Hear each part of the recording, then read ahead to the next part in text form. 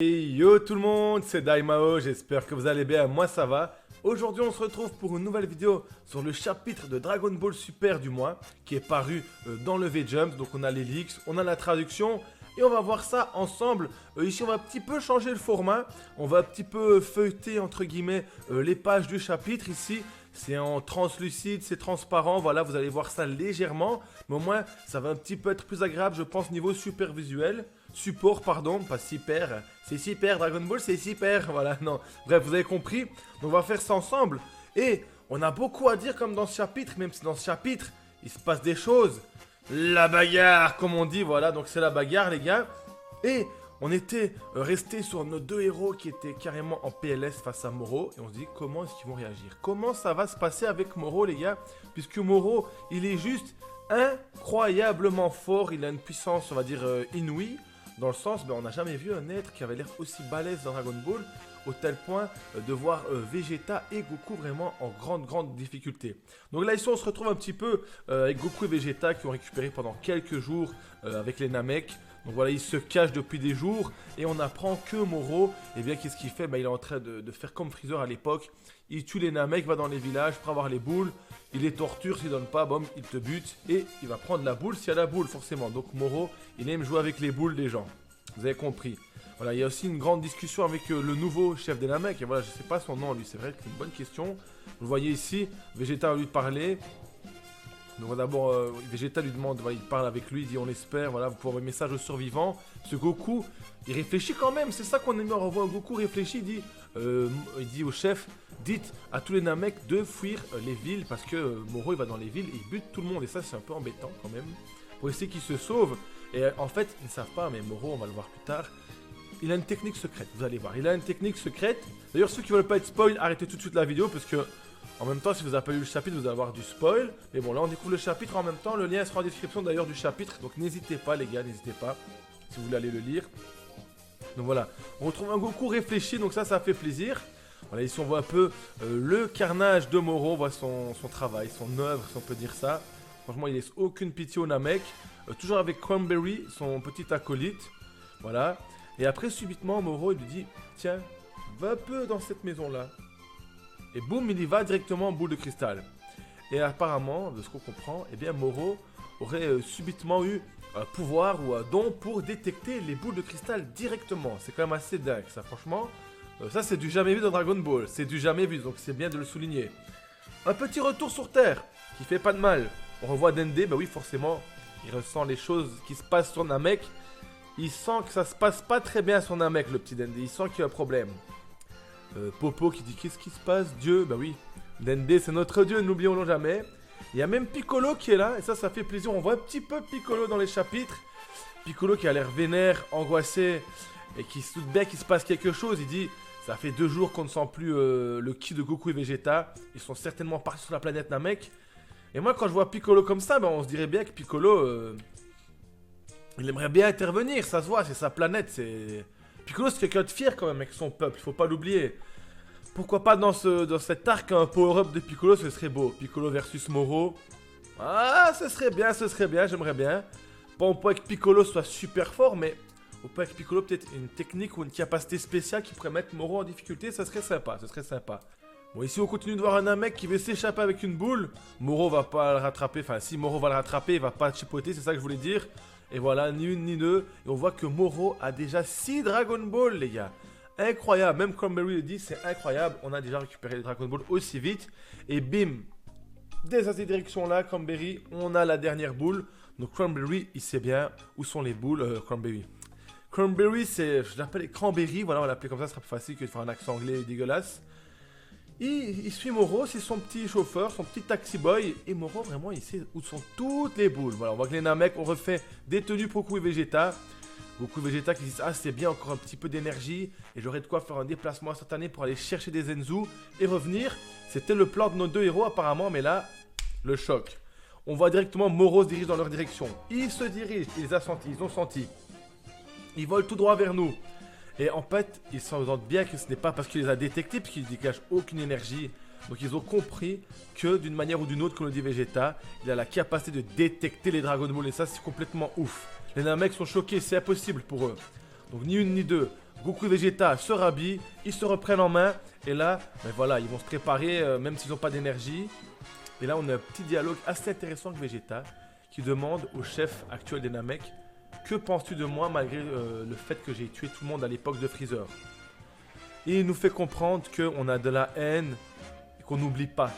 Voilà, les Namek n'oublient pas, mais les Namek sont un peuple sage en gros, c'est ce qui nous fait comprendre à travers le message, et qui ne vont pas s'attarder sur ce genre de futilité et ressasser le passé et avoir de la rancœur. Eux, ce qu'ils veulent, c'est vivre en paix dans leur monde actuel. Voilà, donc c'est très sage les Namek.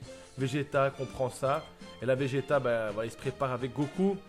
On voit bien qu'ils sont un petit peu tendus là, ils sont tendus, ils sont pas full énergie, ils savent pas ce qu'ils vont faire. Vegeta explique à Goku que quoi qu'il arrive, si Vegeta meurt, il faudra que Goku s'assure de restaurer la planète Namek telle qu'elle. Voilà, parce qu'on voit bien que Vegeta en fait il a envie de se racheter également. On avait déjà vu dans les chapitres précédents, quand il sauvait le petit Namek, Vegeta, il a vraiment envie de... On a l'impression qu'il a envie de faire la rédemption en fait, la rédemption de Vegeta.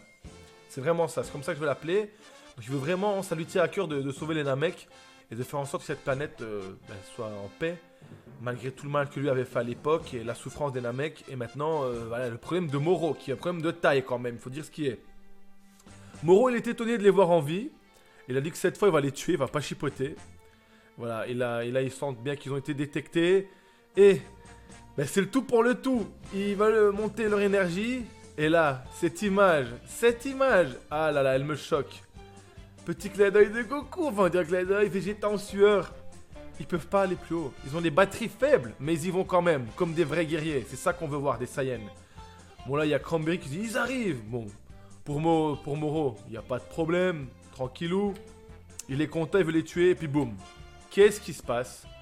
C'est la cavalerie arrive, comme dirait All Might pour les fans de One Hero Academia. Qu'est-ce que One Hero Academia? De My Hero Academia, j'allais faire un mix de One Punch Man Hero Academia. Donc voilà, petit amalgame. Voilà, donc la cavalerie arrive. Et c'est la patrouille galactique qui arrive avec Merus, les amis. Goku et Vegeta, bah, ils sont choqués mais contents en même temps, voilà. Ils voient que Merus, il est chaud, ils disent waouh, waouh, ils sont étonnés. Merus, là, il est vraiment à fond, il est deux spies, comme on dit, avec ses petits flingues, hop, technique de lâche. Merus, ils ont préparé, je dis technique de lâche parce qu'ils ont préparé un petit piège juste pour enfermer, vous allez voir, Moro dans une substance assez spéciale dans laquelle Moro ne pourra rien faire, il va pas avoir sa force, il pourra pas s'en échapper, c'est un peu comme un gros chewing-gum transparent. Goku et Vegeta, ils font waouh, ils sont impressionnés par Merus, mais bon, on voit bien que Merus, il n'a pas le niveau, juste une petite ruse. On voit bien que Merus, c'est un combattant plutôt de stratégie, d'intelligence, il fait des petits subterfuges pour essayer de piéger les adversaires et les prisonniers, voilà. C'est un flic, hein, Merus, les gars, c'est un policier. C'est pas un combattant, c'est pas un Saiyan. Bon, Moro est un peu étonné. Voilà, Moro est prisonnier, il est pris au piège, ça le fait un peu chier, voilà.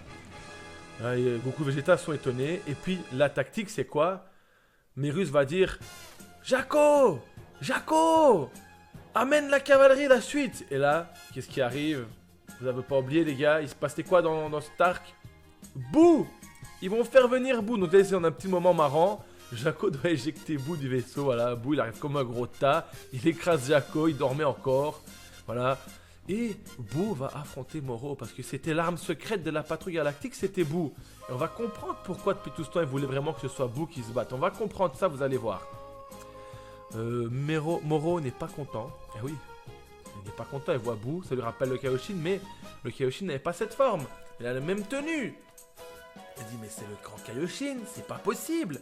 Il est quand même un peu choqué. Il sait pas, il connaît pas l'être Boo. Il sait pas d'où il vient le Majin en gros. Le Majin reste incroyable. Là, on nous explique que la patrouille galactique, avec des séances d'hypnose, tout ça, enfin un truc un peu chelou quand même, faut le dire, ils ont réussi à faire en sorte que Boo ait également la mémoire du grand Kaioshin qui était en lui. Donc Boo va se rappeler de Moro. Et là on voit Boo qui se rappelle. Tu as tué beaucoup de mes amis. Voilà, Boo il est pas content d'avoir un Boo vénère, ça fait plaisir. Mais Moro aussi il est vénère parce que Moro il déteste le grand Kaioshin.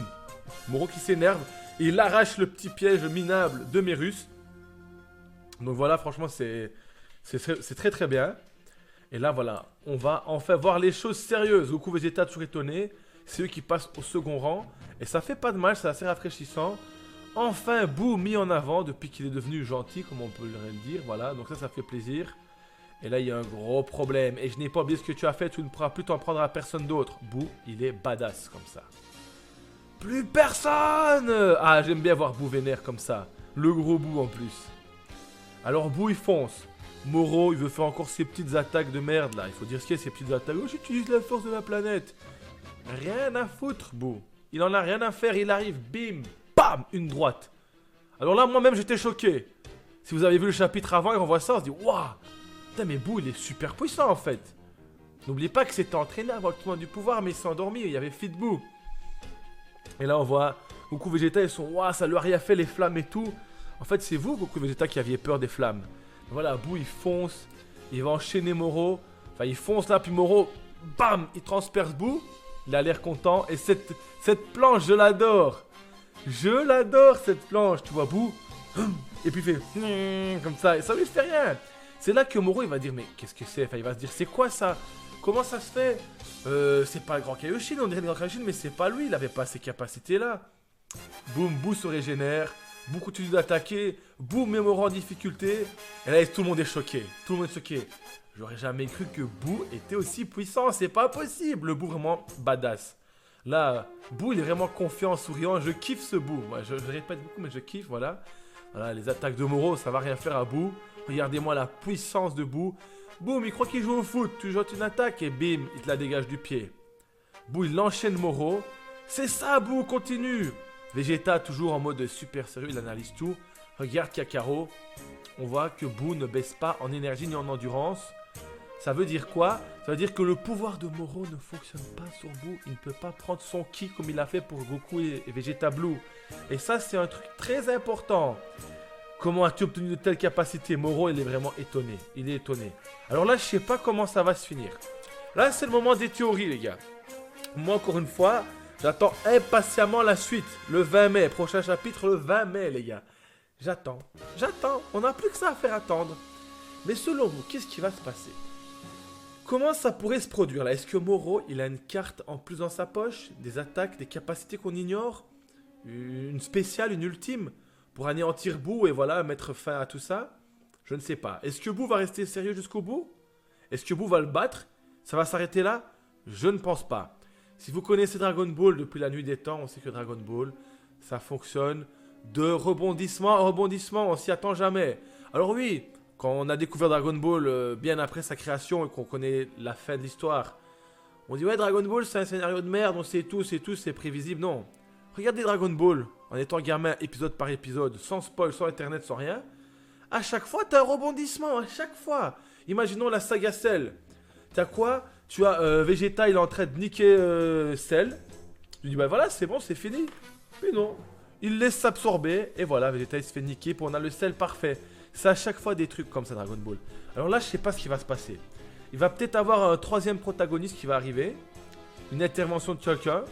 Ça se pourrait. Freezer, qui aurait senti ça, qui voudrait essayer de s'allier à Moro, pourquoi pas. Ou quelqu'un qui va essayer d'être contre Boo. Je pense pas non plus. Peut-être Whis et Beerus vont venir s'en mêler, on sait pas ce qui va se passer du coup, mais je pense pas. Ou je pense que ce qui pourrait s'arriver, c'est que Cranberry, pendant que tout le monde a l'attention focus sur le combat, va prendre la dernière boule de cristal, évoque Shenron, on sait jamais.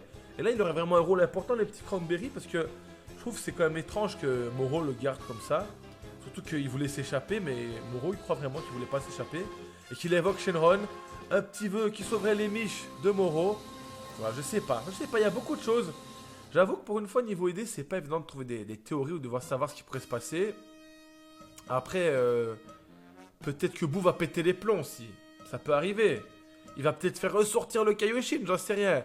Il y a tellement de choses, enfin bref. Moi, j'ai vraiment hâte de voir ça. Et je pense que si on voit bien ici, en gros plan, le M Majin sur la ceinture de Boo, à mon avis, Moro va avoir un lien avec ça. Je pense qu'on va en apprendre plus sur les Majin. Je pense que subitement, Moro va faire attention au M. Il va dire, ah, mais tu n'es pas le grand Kaioshin exactement. Tu es un Majin ou quoi? Et là, on va apprendre des choses. Il va sûrement avoir des nouvelles personnes qui vont arriver dans la bagarre. Mais en tout cas, ça promet plein de bonnes choses. J'ai eu les frissons en lisant ce chapitre. Voilà, donc donnez-moi vos avis en commentaire, les gars. J'espère que vous avez kiffé la petite review du mois sur Dragon Ball Super. Voilà, c'est pas mon point fort, mais C'est vraiment pour partager la passion avec vous avant tout. N'hésitez pas à commenter pour débattre dans l'espace commentaire et liker, vous abonner les amis. Sur ce, passez une bonne journée. Peace.